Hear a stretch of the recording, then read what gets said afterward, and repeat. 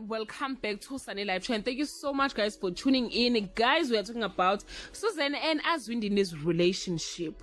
What is going to happen on Muvhango this coming few days reminds me of a movie titled Diary of a Mad Black Woman. Guys, Susan has been with this man for more than 20 years, but Azwindini doesn't take her serious. The past few weeks has been very hectic. Azwindini took Susan's money without her consent because he thinks he owns him.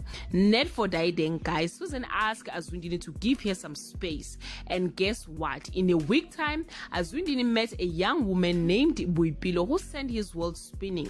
Azwindini will spend all his money to his girlfriend. He will even buy a car for him the moment they reinstate him as a king of Tate.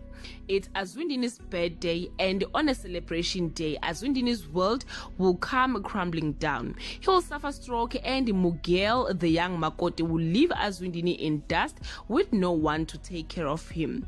Guess what, guys? Susan is the only person to help him.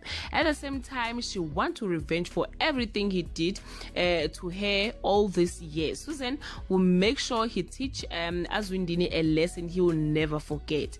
He won't give him food sometimes, and he will even push him to bed and instruct him to wake up on his own.